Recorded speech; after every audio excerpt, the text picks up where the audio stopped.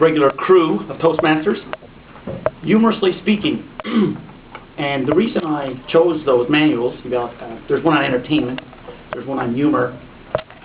Sometimes I get a little serious, but if you ever want to get funny, just think politics. I say it, see, people start to laugh, right? It's like one big joke, isn't it? Sometimes we wonder how they sleep at night. You know, how can you make such decisions and not have a conscience?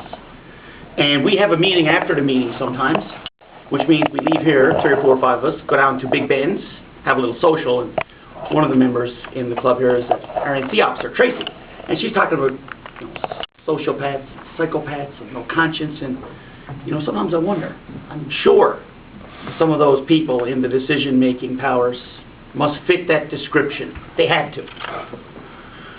You know, bureaucracy, it's like a septic tank. All the big ones float to the top. They get up there somehow. I don't know. Canadian communism at best. We're regulated to death. Hands up. Yes. Regulated to death. Taxed to death. Yes.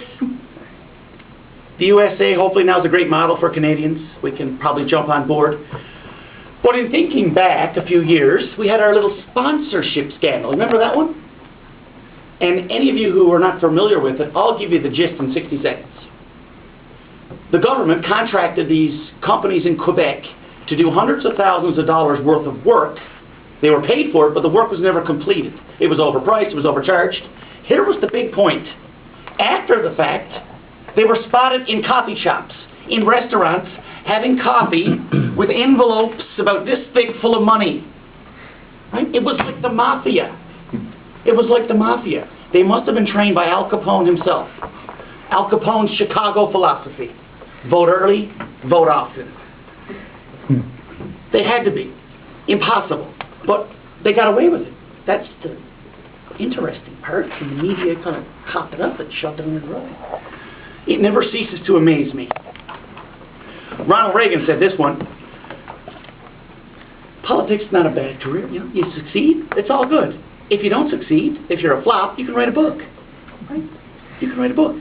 And a lot of people read because we love the dirt and the lies and the details and the fallacy and the rotten stuff. We like that, don't we? Mm-hmm. Yeah.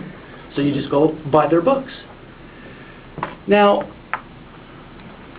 what would a humorous speech or partly humorous speech be without Bill Clinton? Right? Billy John, right? B.J. Clinton, you know? Why did the chicken cross the road? Bill Clinton says, I did not cross the road with that chicken. Define the word cross. John Kretschmann, a proof is a proof is a proof is a proof is a chicken. George Bush, did chicken cross the road? It was looking for oil. Clinton came back, I did not have sex with that chicken. Well, you wonder, and I'm hoping, Mr. Obama, as we question our leadership, and Newfoundland doesn't look so bad now. We don't look so bad. We've had some doozies too, and we could really get in there and debate some of them, right? Growing cucumbers out in Mount Pearl, you know, right? That's like growing tomatoes in the Arctic, you know? We've had our doozies too, but hopefully Obama now can help turn things around. We can follow the models that'll take place. Gary mentioned it, you know, you're in there, you're in the Canadian communism realm, and you're told what to do. If you speak up, you're pushed down and squat. So it is a big joke, and you try not to be cynical, but sometimes you gotta be. My father said it best, politicians are like diapers. They gotta be changed often. And there's a reason. Because they're full of what? You fill in the word. And you can see it, you can smell it, it looks rotten.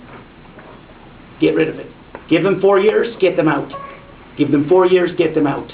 We're on earth. Can you work for 2 consecutive terms of 4 years? I got a politician brain going 20. What's 2 times 4? How many years is that? 8. Oh yeah, okay, 8. Where can you work for 8 years, or pretend to go to work for 8 years? This is for some, by the way, because we know there's some good politicians too. But you go to work for 8 years, then you collect a full pension. See, there was a guy, Placentia is always a bit weird when it comes to politics, because we're always The majority out there, they're weird anyway, right? I'm from there, so I can say that. But they don't go with the flow. And the one guy got in there, and he produced his brochure. I had lunch with this one, lunch with that one, dinner with the Prime Minister, lunch with the Queen of England. And you know, the roads weren't paved, the promises weren't fulfilled, unemployment rate was high, you know, what was he doing for... And he wondered why he didn't get elected the second term, right? One word, the word for next week, brutal, right? Brutal, brain dead, brutal. I wonder why he didn't get elected the second time. Brutal. So that's what we're faced with. It's hard not to be cynical, and it's hard not to judge, but, you know, I guess sometimes you can laugh at it. Sometimes maybe that's all we can do, I don't know. But if there are any good candidates in this room, I welcome you to try the political scene. Has anybody ever thought of that? Laughed the idea? See, we have a lot of smart people in this room. Nobody wants to go there. Honesty, still the best policy. Honesty is still the best policy. And for those lacking the conscience, I don't know the answer, but I do know this. A man goes to heaven, and he meets St. Peter. Big wall clock behind him, on the wall. So the man says, wow, what's that clock? She said, that's a lie clock. Everybody on earth has one somewhere up here on the walls of heaven. Every time you tell a lie, the clock moves 10 minutes. So when you die, you now owe us 10 minutes of positive action to make up for your fault. Cool. So the guy noticed a great big clock hid way in the corner. It was on 12, straight up and down. It hadn't moved ever. He said, who was that clock? Oh, that's Mother Teresa's. She's never told a lie. She's a saint. Awesome. He looks further down. There's one there moved about 5 times. It was on the 50, 10 to the hour. Who owns that clock? Abraham Lincoln. Great guy. You know, he lied 5 times. Not so bad. He looks down the aisle. Millions of clocks. And the guy questions, where's Stephen Harper's? He said, well, Stephen Harper's clock ended up in the master's office. It's used as a ceiling fan.